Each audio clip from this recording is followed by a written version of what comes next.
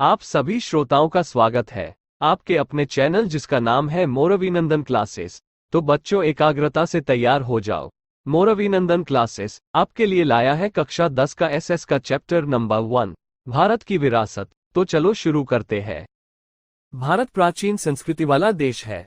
भारत के प्राचीन ग्रंथ विष्णु पुराण में भारत के विषय में कहा गया है, उत्तर यत्समुद्रस्य हिमाद्रेश्चैव दक्षिणम वर्षा तद भारत नाम भारती यत्र संतति, अर्थात समुद्र के उत्तर और हिमालय के दक्षिण स्थित स्थल का नाम भारतवर्ष है, जिसकी संतान भारतीय है।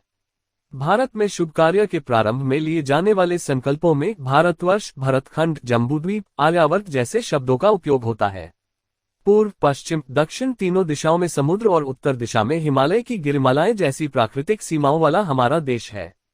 हमारे देश की समृद्धि से आकर्षित होकर के अनेक विदेशी लोग व्यापार करने भारत आए, स्थायी हुए और भारतीय संस्कृति की धारा में मिल गए। इस आदान प्रदान की परस्पर प्रक्रिया द्वारा देश में अनेक परिवर्तन देखने को मिले और इसी तरह एक पीढ़ी से दूसरी पीढ़ी में हमारी विरासत का हस्तांतरण हुआ तथा उसका सातत्यपूर्ण विकास हुआ। भारत का स्थान और विस्तार। वर्तमान भारत के स्थान और विस्तार के विषय में हम कक्षा 9 में अध्ययन कर चुके हैं। प्राचीन समय का भारत बहुत विशाल था और वर्तमान समय में भी भारत विस्तार की दृष्टि से विश्व में 7वें क्रम एवं जनसंख्या की दृष्टि से दूसरे स्थान पर है। वैविध्यपूर्ण विरासत। भारत भूमि ने हमें और विश्व को समृद्ध एवं वैविध्यपूर्ण विरासत दी है। भारतीय संस्कृति शांतिप्रिय और व्यापारी रही है। भारत की संस्कृति में से सत्य, चित्त और आनंद का अनुभव प्राप्त होता है। इसके उपरांत यहाँ आकर बसी भिन्न भिन्न संस्कृति के साथ आदान प्रदान द्वारा भारतीय संस्कृति समृद्ध बनी। उसके द्वारा अपनाए गए अहिंसा एवं शांति के मूल्यों की आज समूचे विश्व में प्रशंसा हो रही है और उसे स्वीकार किया गया है। सिंधु घाटी की संस्कृति के लोगों से लेकर आज तक लोगों ने भारत को अपनी योग्यता, बुद्धि, शक्ति और कला कौशल द्वारा समृद्ध बनाया है। भारत के भव्य विरासत के निर्माण और प्रशिक्षण के लिए अनेक ऋषि मुनियों, संतों, विदुषियों, विद्वानों, चित्रकों, कलाकारों, कारीगरों, वैज्ञानिकों, संशोधकों, साहित्यकारों, शिक्षाशास्त्रियों, राजनीतिज्ञों, इतिहासकारों, समाज सुधारकों वगैरह का महत्वपूर्ण योगदान रहा है। उनके धर्म, शासन शैली, भाषा, कला, चित्र, बोली, पहनावा और रीति रिवाज आदि भी भारत को मिले। इस तरह भारत में रंग बिरंगी संस्कृति का निर्माण हुआ। संस्कृति का अर्थ। संस्कृति अर्थात जीवन जीने की कला, देश या समाज में समय समय पर बदलते संयोगों के अनुसार जनजीवन में आने वाले परिवर्तन, सुधार, सामाजिक नीति रीति इत्यादि द्वारा भिन्न भिन्न समाजों की संस्कृति बनती है। संस्कृति अर्थात मानव मन की उपज और उसमें मानव समाज की आदतें, मूल्य, आचार विचार, धार्मिक परंपराएं, रहन सहन और जीवन को उच्चतम उद्देश्य तक ले जाने वाले आदर्शों का योग, ऐसा भी कहा जा सकता है। भारतीय संस्कृति की विरासत। विरासत अर्थात हमें अपने पूर्वजों से प्राप्त अमूल्य भेंट। भारत का इतिहास हजारों वर्ष पुराना है। विद्यालय में ली जाने वाली दैनिक प्रतिज्ञा में मुझे अपने देश से प्यार है और इसकी समृद्धि तथा बहुविध परंपरा पर गर्व है, ऐसा कहते हैं। यह समृद्ध विरासत अर्थात भारत द्वारा समग्र विश्व को पूर्ण मानव जीवन के रहस्यों की देन, ऐसा कहा जा सकता है। आइए भारतीय विरासत को नीचे दिए गए 2 विभागों के माध्यम से समझें। 1. भारत की प्राकृतिक विरासत। 2. भारत की सांस्कृतिक विरासत। 1. भारत की प्राकृतिक विरासत प्रकृति, पर्यावरण और मानव जीवन के बीच के निकटतम संबंधों का परिणाम अर्थात प्राकृतिक विरासत। प्राकृतिक विरासत प्राकृतिक भेंट है।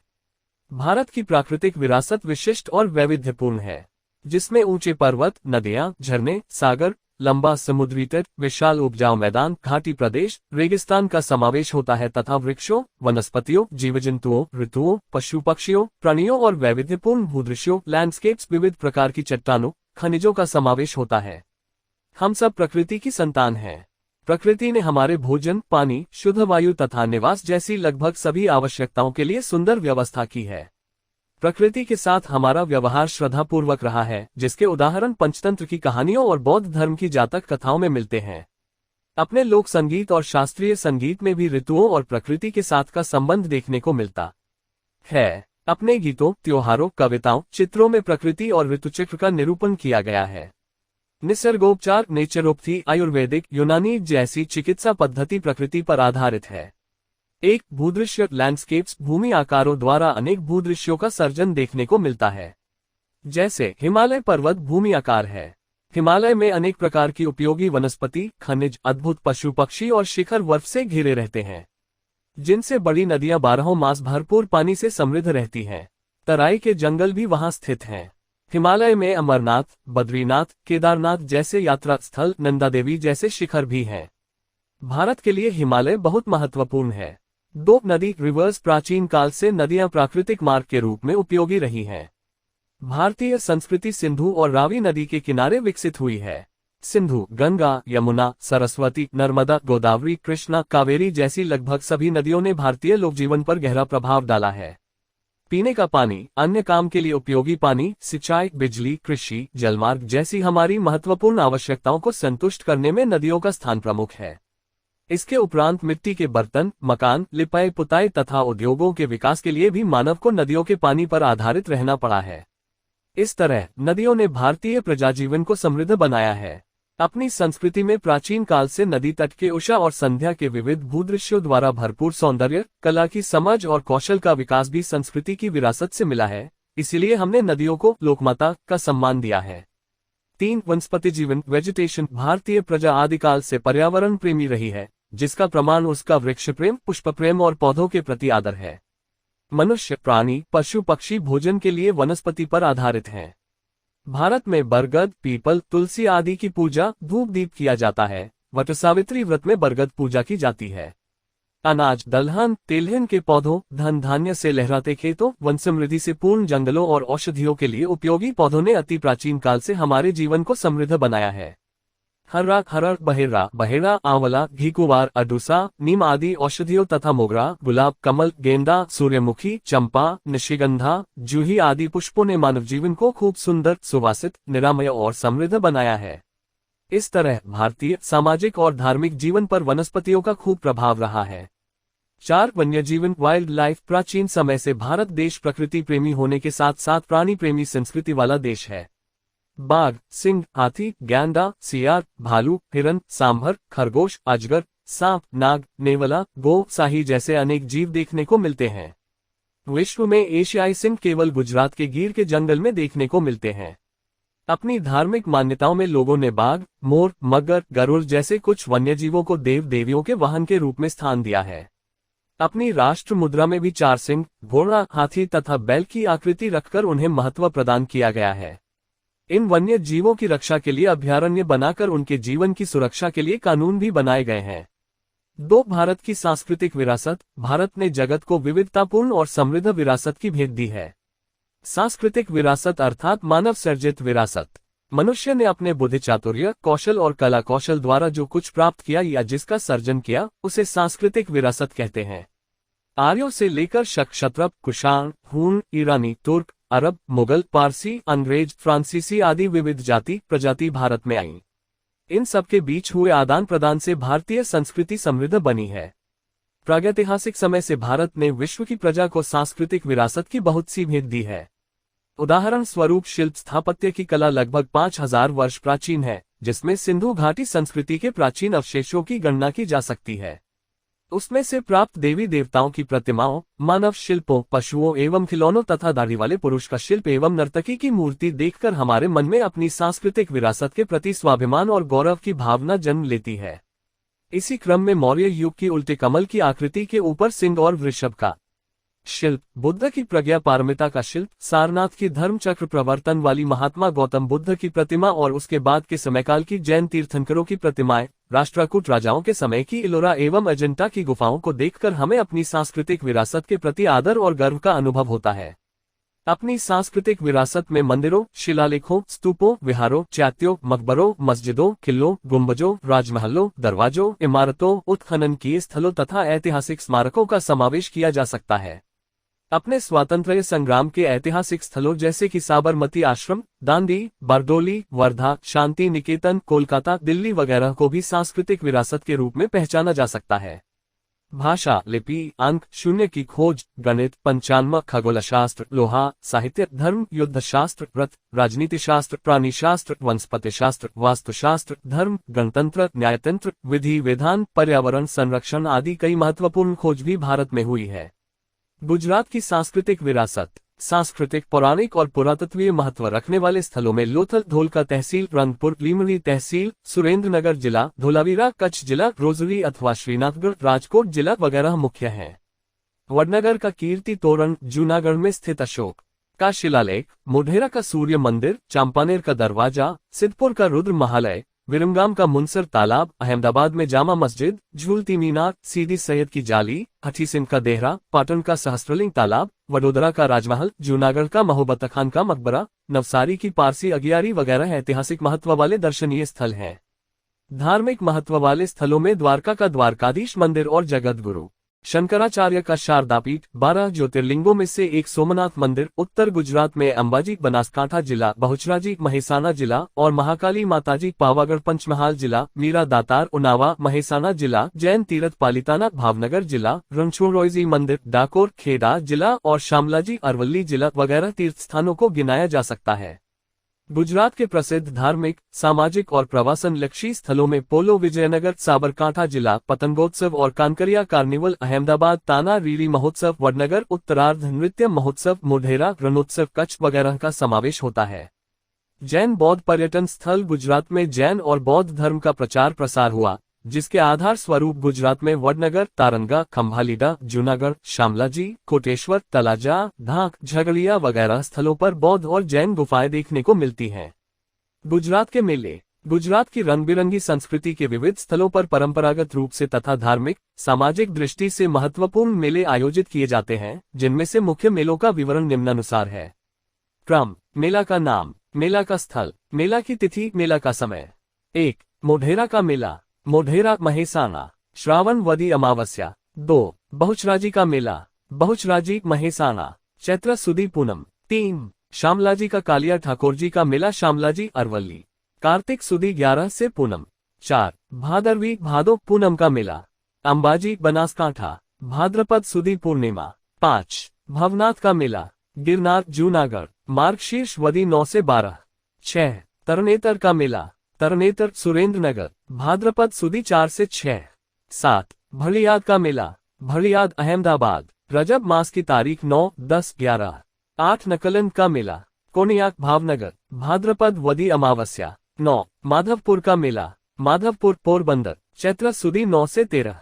10. वोठा का मेला, धूलका अहमदाबाद, कार्तिक सुदी पूर्णिमा। 11. मीरादातार का मेला, उनावा महसाना, रजब मास की तारीख 16 से 22। 12. डांग दरबार का मेला, आहवा डांग, फाल्गुन सुदी पूर्णिमा। 13. गोल गधे का मेला, गरबाड़ा दाहोद, होली के बाद का 5वां या 7वां दिन। 14. कार्तिक पूर्णिमा का मेला, सोमनाथ गिर, कार्तिक सुदी पूर्णिमा। 15. भानगुरिया का मेला, क्वांत छोटा उदयपुर, होली से रंग पंचमी तक, भारत भूमि और वहां के लोग। आदिमानव ने पूर्व दक्षिण अफ्रीका में जन्म लिया। भारत की रंग बिरंगी विरासत और समृद्धि के आकर्षण के कारण अनेक विदेशी प्रजा भारत की तरफ आकर्षित हुई। यहाँ अनेक जातियां आईं, परिणाम स्वरूप भारत में लगभग सभी जातियों के तत्व प्राप्त होते हैं। भारत में द्रविड़ प्रजा की गणना प्राचीनतम प्रजा के रूप में होती थी, परंतु नृवंश शास्त्रियों और भाषाशास्त्र की अद्यतन खोजों से पता चला है कि द्रविड़ और अन्य 6 जितनी भिन्न प्रजा भी यहाँ रहती थीं। उनके विषय में थोड़ा विशेष जानेंगे। 1. नेग्रिटो हबशी प्रजा, नेग्रिटो अथवा निग्रो जाति हबशी भारत के सबसे प्राचीन निवासी हैं। कुछ इतिहासकारों का मानना है कि नेग्रिटो अथवा निग्रो हबशी अफ्रीका से बलूचिस्तान के रास्ते से होकर भारत आए। वे रंग में श्याम, 4 से 5 फुट ऊंचे और सिर पर घुंघराले बाल वाले थे। 2. ऑस्ट्रेलॉइड निषाद प्रजा, यह प्रजा अग्नि एशिया से आई थी। रंग श्याम, लंबा और चौड़ा सिर, छोटा कद, चपटी नाक इनकी शारीरिक विशेषता थी। भारत में आए आर्य इन्हें निषाद कहते थे। भील प्रजा के लिए निषाद शब्द का प्रयोग किया जाता था। भारत की कोल और मुंडा जाति, असम की खासी प्रजा, निकोबार और ब्रह्मदेश, वर्तमान में म्यांमार की जातियों में इस प्रजा के लक्षण विशेष देखने को मिलते हैं। भारत की संस्कृति और सभ्यता के विकास में इस प्रजा का योगदान विशिष्ट है। वे मिट्टी के बर्तन बनाने, खेती करने, सूती कपड़े बुनने जैसे कई कौशल के लिए जाने जाते थे। उनकी अपनी धार्मिक मान्यताएं भी थीं। 3. द्रविड़, द्रविड़ों को मोहेंजोदड़ो की सिंधु संस्कृति का सर्जक और पाषाण युग की संस्कृति का उत्तराधिकारी माना जाता है। उत्तर से आई विविध प्रजा की भाषा और सांस्कृतिक लक्षण बने रहे। कालांतर में ये द्रविड़ कहलाए। द्रविड़ों ने माता स्वरूप में देवी अर्थात पार्वती और पितृ स्वरूप में परमात्मा अर्थात शिव की पूजा का ज्ञान दिया। दीप, धूप और आरती से पूजा करने की परंपरा हमें द्रविड़ों से मिली, ऐसा माना जाता है। इसके उपरांत प्रकृति और पशु पूजा द्रविड़ों की भेंट है। द्रविड़ों के मूल देवों को आर्यों ने अपना लिया और उन्हें संस्कृति के देवरूप में पुनः स्थापित किया। समय के साथ साथ उत्तर के प्रचंड प्रभाव के तहत द्रविड़ों में आर्य संस्कृति गहराई तक पहुंच गई। अंतर्जातीय विवाह संबंध भी होने लगे। द्रविड़ों में मातृप्रधान कुटुंब प्रथा प्रचलित थी। अवकाशीय ग्रहों के क्षेत्र में और विविध कलाएं जैसे कि कताई बुनाई, रंगाई, रक्षानौक आदि क्षेत्रों में उनका विशेष योगदान देखने को मिलता है। आर्यों के प्रभुत्व के बाद वे दक्षिण भारत की तरफ खिसकते गए और वहां स्थायी हो गए। आज दक्षिण भारत में द्रविड़ कुल की तमिल, तेलुगु, कन्नड़ और मलयालम जैसी भाषा बोलने वाले लोग रहते हैं। आरंभिक तमिल साहित्य उर्मी की अभिव्यक्ति से पूर्ण था। 4 अन्य प्रजा इनके उपरांत भारत में मोंगोलोइड, अल्पाइन, डिनारिक और आर्मेनोइड प्रजा भी थी। मोंगोलोइड, यह प्रजा उत्तर पश्चिम चीन में से तिब्बत होते हुए भारत में आई। उन्होंने उत्तरी आसाम, सिक्किम, भूटान, पूर्वी बंगाल आदि जगहों पर अपना निवास बनाया। समय के साथ उनका भारतीयकरण हो गया। इस प्रजा का रंग पीला, चेहरा चिपटा, उभरे हुए गाल और बादाम के आकार की आंखें जैसे शारीरिक लक्षण थे। मोंगोलोइड लोग पीले रंग के थे, वे किरात कहलाते थे। अल्पाइन, डिनारिक और आर्मेनोइड ये मध्य एशिया से आई हुई प्रजा है। ये तीनों जातियां एक समान भौतिक गुणधर्म वाली जातियां हैं। इस प्रजा के अंश विशेष करके महाराष्ट्र, बंगाल, ओडिशा, गुजरात और सौराष्ट्र में अधिक प्रमाण में देखने को मिलते हैं। 5 आर्य भारत की आर्य सभ्यता के निर्माता आर्य नोर्डिक लोग थे। प्राचीन काल में हिंदू आर्य कहलाते थे। उनकी मुख्य संख्या जिस प्रदेश में थी वह प्रदेश आर्यावर्त कहलाता था। प्राचीन काल में प्रथम आर्य जनसंख्या वायव्य भारत में थी। वहां 7 बड़ी नदियां होने के कारण उसे सप्त सिंधु का प्रदेश कहा जाता था। उत्तर वैदिक काल में पूर्व में मिथिला, बिहार तक और दक्षिण में विंध्याचल तक आर्यावर्त का विस्तार हो गया था। अन्य समकालीन प्रजा की तुलना में ये अधिक विकसित थे। आर्य भरत राजा या भरतकुल के नाम से यह विशाल प्रदेश भरत भूमि, भरतखंड, भारतवर्ष या भारत जैसे नामों से पहचाना जाने लगा। आर्य प्रकृति प्रेमी थे। वे वृक्ष, पर्वत, नदी, सूर्य, वायु, वर्षा आदि की पूजा आराधना करते थे। उन्होंने इन सब की स्तुतियों, ऋतुओं की रचना की थी। कुछ समय पश्चात वेदपाठ प्रचलित हुआ। कालांतर में उसमें से धार्मिक विधियां प्रारंभ हुई और उसके बाद यज्ञादि क्रियाएं भारत में शुरू हुई। भारत में आई विविध प्रजा की संस्कृतियों के विशिष्ट तत्वों को अपनाकर एक समन्वयी संस्कृति का सर्जन हुआ। कालांतर में भारत में आकार स्थायी हो जाने वाली सभी जातियों के बीच विवाह संबंध द्वारा प्रजा का सम्मिश्रण होता रहा। सबके विशिष्ट रहन सहन, भाषाओं, विचारों, धार्मिक मान्यताओं का भी समन्वय होता गया। इस तरह प्रारंभिक काल से ही अपने देश में एक समन्वयकारी संस्कृति का निर्माण होता रहा है, जिसने भारत को भव्य एवं समृद्ध विरासत प्रदान की। भारत में रंग बिरंगी संस्कृति का विकास हुआ।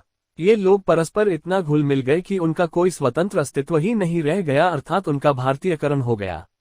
इस तरह प्राचीन भारत में आई विविध प्रजा के सम्मिश्रण से भारत की सांस्कृतिक विरासत विविधतापूर्ण, रंग बिरंगी और समृद्ध बनी।